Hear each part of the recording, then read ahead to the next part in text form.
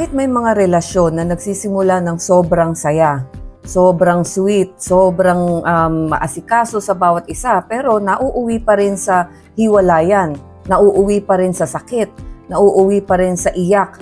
Bakit kahit mahal mo siya o mahal ka niya, pero hindi pa rin nagtatagal yung relasyon, nauuwi pa rin sa hiwalayan? Bakit nga ba? Ayan, mag-disclaimer po muna tayo. Ang video na ito ay para sa edukasyon, self-awareness at relationship guidance lamang. Hindi ito kapalit ng professional counseling or therapy. Kung nakakaranas ka ng emotional, verbal, or physical abuse, humingi ng tulong sa tamang otoridad o sa mga mental health professionals. Ayan, welcome back to my channel. Ako po muli si Lorely, ang inyong Ate Lors. Ayan, ang ating pong topic ngayon ay mahaba ito. Hahatiin po natin ito sa 3 parts. Ito po yung part 1 ng video. Ang pag-uusapan natin dito ay yung mga major mistake na nagawa ng isang lalaki at ng isang babae sa isang relasyon at nagiging dahilan ng hiwalayan. Major yung pag-uusapan natin. Kinuha ko lang po yung pinaka-importante, yung 5 major na dahilan bakit yung pinakarason bakit naghihiwalay o nasisira ang isang relasyon. Ito yung mistake o yung pagkakamali ng lalaki at pagkakamali ng babae. Okay? Hatiyan sa 2 section, para sa babae at para sa lalaki. Yung part 2 naman natin na video, ito yung maliliit na bagay na nag-contribute para dito sa major mistake, para dito sa i-discuss natin sa part 1. So yung pinaka-part 2 niya is yung maliliit na bagay hanggang sa naging major na siya, hanggang sa nauwi na sa hiwalayan. And then yung pang part 3 natin, ito yung video, yung paano natin aayusin, di ba? Paano mo i-fix or paano mo maiiwasan yung mga ganitong mistake. So, ayun. So, magsimula na tayo. Pero bago po yan, gusto ko lang magpasalamat kay Miss Ana. Yung bumili po ng painting ko nung nakaraang, meron akong video na may painting sa likod, binili niya po yun. Tapos ito po yung bagong painting ko ngayon, basa pa, kakatapos ko pa lang. Kasi alam niyo po, sa totoo lang, hindi lang love yung kailangan ng isang relasyon para manatili, ma-maintain at hindi magkahiwalay. May mga pagkakamali na nagmumula sa lalaki, may pagkakamali na nagmumula sa babae, at meron din naman ito ay nagmumula mismo sa dynamics nung pagsasama ninyo, na kapag hindi naagapan ay mauuwi sa hiwalayan. Kaya sana kumpletuhin niyo po itong edition na ito kasi pag-uusapan natin dito yung mga major at saka yung mga minor mistake na naipon na hanggang sa maging major, hanggang sa maging rason ng paghihiwalay. Okay? Ayan, ito na. Yung section 1 natin, ito yung para sa mga lalaki, di ba? Yung major mistakes that leads to break up. Ito yung mga major mistake ng mga lalaki. Unahin natin lalaki ha, mamaya yung mga babae. Okay, yung number 1, emotional neglect. Hindi marunong makipag-communicate or yung i-open yung kanilang nararamdaman. Yung maraming lalaki yung mas pinipili nilang maging tahimik, may distansya, at hindi sila masyadong expressive. Hindi lahat ha. We're talking about your general, yung mostly sa studies. Ito yung mga nakikita. Pero para sa babae kasi, more on connection, yun yung nagiging love eh. Pag laging nakikipag-communicate, laging connected, yung ganun. Kapag hindi mo kasi kinakausap ang babae, nagiging vulnerable yan. Sa babae kasi parang ang pagkapalagi mong kinakausap, pag palagi kang nag-express, andun yung emotional attachment. Kapag hindi mo yan maintain sa babae, nawawala yung kanilang emotional intimacy. So ito yung isa sa mga mistake ng mga lalaki, yung pagiging attached dun sa babae when it comes to emotion. Yung number 2, ito yung taking her for granted, yung parang binabaliwala ng lalaki yung babae. Madaling ma-fall ang mga babae. Kung tutuusin, kami mga babae, pakitaan mo lang kami ng kasipagan, ng pagmamalasakit. Mabilis kaming ma-fall, ma-in love. Pero mabilis din yan maubos. Kasi kung hindi mo kami pinapakinggan o hindi mo kami pinapahalagahan, hindi kami nire-respeto, di ba? Yung hindi mo na pinapakita yung sa simula, okay ka. Tapos hindi ka naging consistent. Hindi mo na pinapakita yung mga pag-e-effort mo na kagaya mo ginawa mo nung simula. Kapag nararamdaman yan ng mga babae, yung parang option na lang siya, hindi na siya yung priority, yun medyo nababawasan yung damdamin or yung emosyon ng babae o yung pagka-interest sa'yo ng isang babae. O gano'n na rin yung pagmamahal ng babae. Okay? Ito, number 3, syempre, ito na yung masasabi mong napaka major mistake ng isang lalaki. Syempre, yung panloloko, yung cheating, or yung pag-entertain ng ibang babae. Diba? Kahit sa simpleng chat, nakipag-chat ka or nakipagbigayan ka ng medyo may kalandian na mga mensahe or tingin na nakikita ng iyong asawang babae, medyo masakit yon. Nakakabawas din yon ng pagmamahal ng isang babae kasi syempre cheating na rin yan kahit na simpleng chat. Lalo na kung talagang nanloko ka, kung talagang niloko mo or talagang nang babae ka, di ba? Kapag naramdaman ng babae yan na meron kang iba, automatic yan, sira na yung tiwala. Unti-unti na yan, unti-unti nang nagigiba yung kanyang pagmamahal sa'yo. So, ayan, yung number 4 natin na mistake ng lalaki, nasa major mistake po tayo lack of leadership. Ito yung hindi naman yung pagiging bossy, ikaw yung boss sa bahay, panay utos mo or ganyan, hindi yung pagiging bossy. Ito yung pagbibigay ng direction, ng diskarte, ng stability, decision making, at saka ng goal ninyong dalawa, yung relasyon. Actually, meron akong naging kaibigan na yun nga, medyo nakakalungkot, nagkahiwalay din talaga sila. Ang dati niya pang kino-complain, yun ganun nga, hindi niya nakikitaan ng leadership yung asawa niya, yung parang basta na lang, wala siyang plano, wala siyang goal, wala siyang, alam mo yun, kung ano na lang yung sinasabi nung kaibigan ko, sinusunod lang niya. Hindi siya nagpaplano na, after 2 years, may bahay na tayo, or after ganito gagawin natin.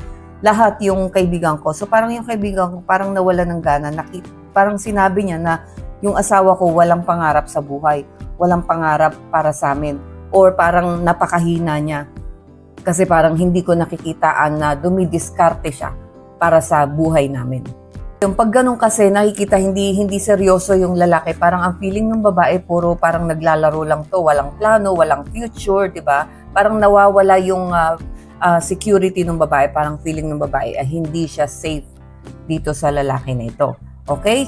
Panglima, yung last. Ito na, yung pride at ego ninyong mga lalaki, di ba? Ayaw mag-sorry, ayaw umamin, ayaw mag-adjust, or kapag mahalaga ang ego kaysa sa relasyon, panalo ang ego pero talo ang love. Kasi kung talagang mahal mo ang isang babae, nandyan ka talaga para mag-adjust, willing kang mag-adapt, at willing kang mag-sorry, magpakumbaba, paalang-alang lang sa ikagaganda ng inyong relasyon. So ayan na po yung 5 major mistake ng mga lalaki. Ngayon naman isusunod natin yung 5 major mistake naman tayo ng mga babae.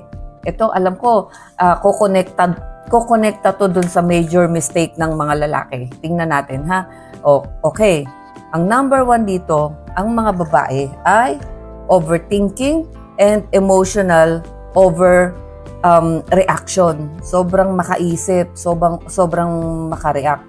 Normal lang naman mag-isip. Pero kapag bawat issue, maliit na bagay, parang kailangan ng away or inaaway mo yung asawa mo, maliit na bagay, major pa, wala kang pinapalagpas.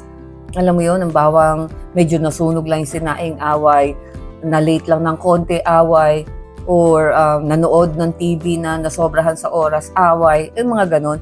Simpleng bagay, nag-overthink, nag-overreaction, di ba? Pag ganyan, nakakapagod yan. Mapapagod yung asawa mo, yung partner mo na lalaki, di ba? Yung mangyayari dyan, yung lalaki dumidistansya. Ngayon, kung naalala ninyo, yung number 1 na major mistake ng lalaki is yung emotional neglect. Ito parang, itong dalawa na to, baka magiging related sila. Like for example, si babae nga is overthinking. Ang mangyayari ngayon, yung lalaki dumidistansya ng konti.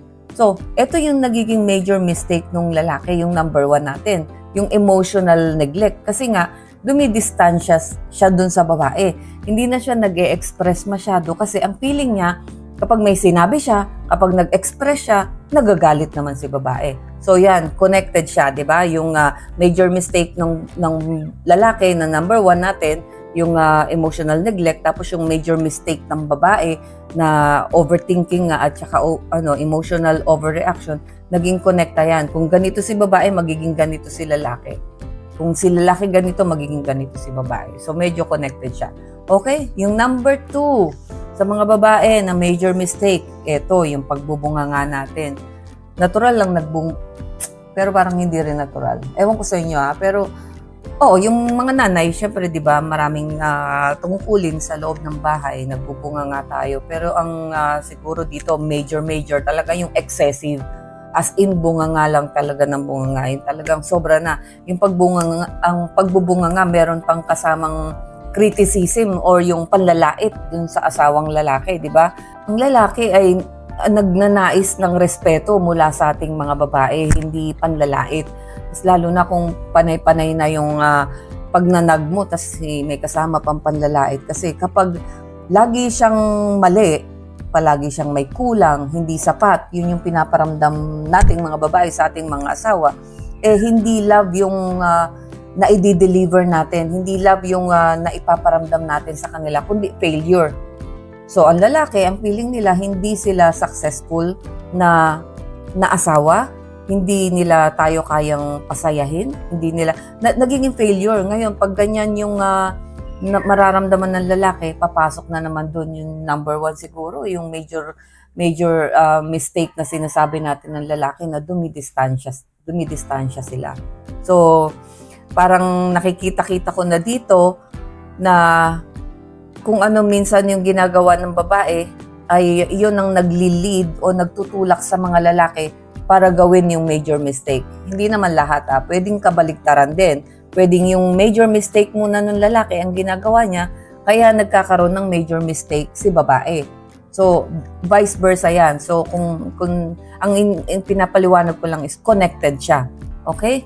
Okay, yung number 3 ng mga babae, ito yung mga manipulative behavior. Silent treatment, drama, guilt trip. Ito yung, hindi ito pagmamahal, ito yung emotional pressure to, yung na nakakasakal to.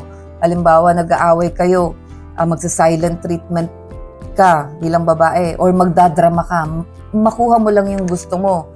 Or ipapag-guilt trip mo siya. Yung, anong tawag dito, yung parang pagigiltihin mo, hindi mo na ako mahal, kaya ayaw mo ako bilan ng cellphone. Hindi mo na ako mahal, kaya ayaw mo sumama sa akin, papunta sa ganito, ganyan-ganyan.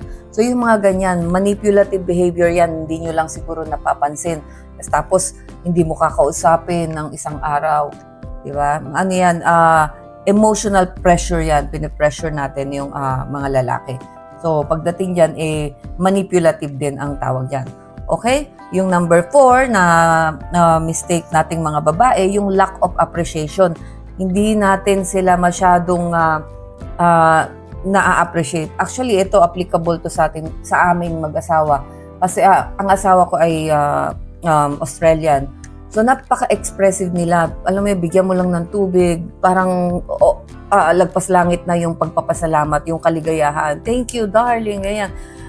Sa atin kasi parang hindi ako masyadong ma-thank you. Parang sa akin kasi parang automatic na yan.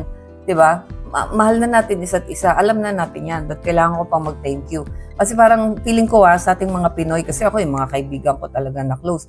No need na thank you kasi alam na natin yan, bigayan yan. Pero sa kanya, every time na may iaabot ka, tapos, ayan, pagigising niya, o kaya tatawagin ako niya, sabi niya, where's my gorgeous wife? O kaya naman, thank you darling, thank you for the food, ganyan. Masyado silang expressive sa pananalita. Ako hindi, or maybe tayong mga Pilipino hindi.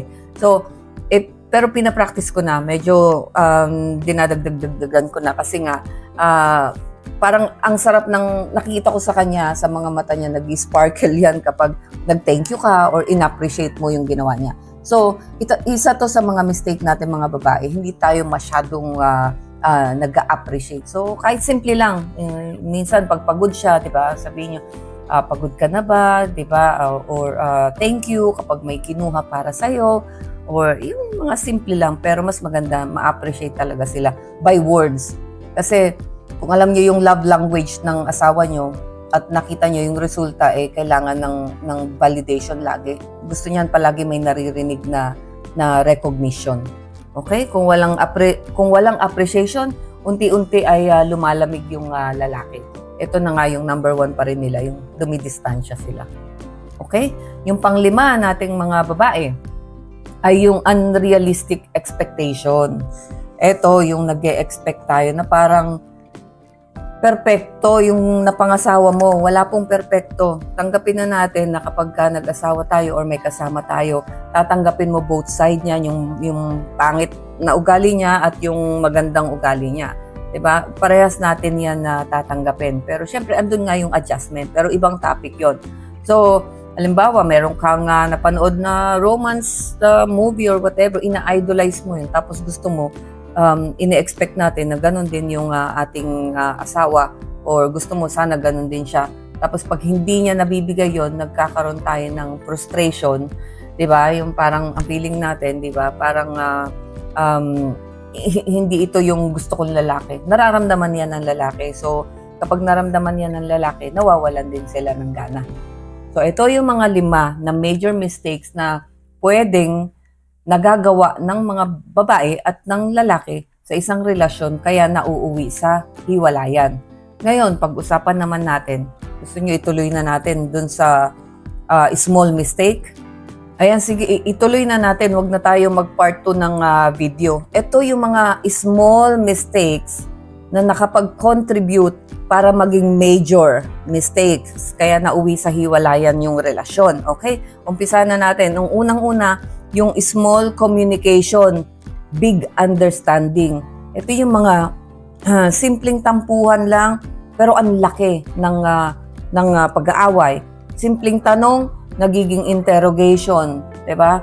Yung simpleng mood swing, nagiging silent war. Ito yung mga mayat-maya kayo may silent war. Diba? Yung mga small communication na ganito.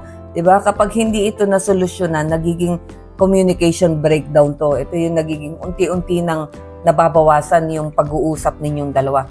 So, small communication. Diyan nagsisimula yan. Okay? Ang number 2, yung mga small secrets. Small secrets, big trust issue. Akala mo, pag maliliit na bagay lang na tinatago mo, okay lang. Kagaganyan mo yung pagtatago halimbawa ng telepono mo, ayaw mong pakita. Or mga white lies. Or kaibigan lang yan, yung mga ganyan. Mga simpleng yung pang number 2 natin, ito yung mga small secret, yung maliliit na pagtatago mo ng mga sikreto, like yung mga white lies, yung mga ganyan, yung mga pagtatago mo ng telepono, o kaya naman friend lang yan. Minsan kasi yung maliliit na ganyan na pagtatago, pagtagal-tagal niyan, lumalaki yan hanggang sa nagkakaroon na kayo ng issue when it comes to tiwala. Doon na nagkakaroon ng pakiramdaman kung dapat bang pagtiwalaan to or may tinatago ba to sa akin. So dapat yung maliliit na bagay na mga ganun ay i-share mo pa rin sa partner mo. Huwag mo nang itago-tago. So yan yung mga maliliit na bagay. Tapos yung small disrespect. Ito yung mga minsan biro lang, dinadaan sa pabiro, dinadaan sa asaran, pero huwag nating kakalimutan na may kasabihan nga na ang biro ay kalahati ay totoo, kalahati ay hindi. So minsan kung magpapaulit-ulit tong biro na to, parang lumalabas din to na disrespectful ka dun sa partner mo. Hindi nga lang siya yung talagang yung talagang matuturing mo na hindi nire-respeto, pero nagsisimula sa maliliit na bagay na ganyan na hindi mo alam na baka nasasaktan din yung partner mo sa mga biro mo. Tapos hinahayaan lang ng partner mo hanggang sa lumaki-laki na yung issue. So ito na yung maliliit na bagay na ganyan. So ito na yung lack of effort. Kung noon dati nagsisimula kayo, di ba? Ngayon hindi na nag-good morning, hindi na nag-good night, wala na mga sweet messages. Hindi na kayo nag-aayaan na lumabas, kumain sa labas, or manood ng sine, diba? Kagaya ng dati. Yung iba nga, di ba, pa merong mga ini-interview, paano po tumagal yung relasyon ninyo? Minsan yung lalaki talaga yung sasagot na hanggang ngayon nililigawan ko pa rin siya, kahit ang tanda-tanda na nila, nagbibigay pa rin siya ng bulaklak, ng chocolate, kumakain sila sa labas, namamasyal sila. Ito yung maliliit na bagay na akala natin ay hindi nakakaapekto para maging major problem at maging dahilan ng hiwalayan. So yung number 5 natin, ito yung mga small avoidance, yung iwasan ng iwasan. Halimbawa may issue, wag na, hindi ko na to sasabihin sa kanya, ano naman to, maliit na bagay lang to. Tapos merong dapat pag-usapan, imbis na pag-usapan, iniiwasan. So mahirap yung ganon. Halimbawa may sira yung gripo, o kaya may problema yung anak sa eskwelahan, sinosolve mo mag-isa dahil ayaw mo na makipag-discuss, iniiwas mo, di ba? Maliit na bagay sa tingin mo, pero kapag naipon yan, mauuwi yan sa malaking bagay para maging dahilan para kayo ay magkahiwalay. Okay, so ang closing message ko lang po sa mga relasyon ay hindi lang ito nasisira ng dahil sa isang bagsak. Yung dahil sa isang malaking pagkakamali, hindi po. Naiipon yan. Kadalasan nasisira ang isang relasyon sa naiipon sa maliliit na bagay na halos araw-araw ninyong hindi napapansin na nagagawa. Hanggang sa yung maliliit na mga bagay na yan na hindi nyo inaayos, hindi nyo inadress, hindi nyo pinag-usapan, ay magiging major mistake na yan, at yan ay yung magiging dahilan ng pagkakasira ninyo. Tandaan po natin, ang relasyon ay hindi lang basta puro love, hindi lang basta puro pagmamahala na mahal nyo yung isa't isa, ay magsusurvive na yung relationship ninyo. Hindi po, kailangan yan ng communication, ng respeto, ng effort, ng tiwala syempre, at ng emotional awareness or yung emotional attachment ninyong dalawa ang dapat pangalagaan. So hindi po kasi ang relasyon parang furniture na pag inilagay mo dyan okay lang siya. Yan, ang relasyon po ay parang halaman. Pag inilagay nyo dyan, kailangan nyo pong alagaan, kailangan mag-effort, kailangan diligan, diba? Maraming bagay ang pwedeng gawin dyan, kailangan ng pampataba. So, para maging mayabong, para maging lumago, parang ganyan ang relasyon, di ba? So, tsaka kung parehas kayong willing magbago, parehas kayong willing mag-adjust, ayan, mananatili ang relasyon nyo, magiging maayos yan. Pero kung isa lang ang lumalaban, isa lang ang kumakapit para sa isang relasyon, ay hindi po yan na relasyon. Pagdurusa yan ng isa, yung kung sino man yung lumalaban. Kaya abangan nyo po yung ating part 3. Yung part 3, ibubukod ko na lang po ng video kasi medyo mahaba na po ito. Sa part 3, doon natin pag-usapan paano natin maiiwasan itong mga mistake na to or paano natin aayusin itong mga mistake na to. Umabot po hanggang sa dulo ay maraming salamat po. I hope to see you again and thank you for watching.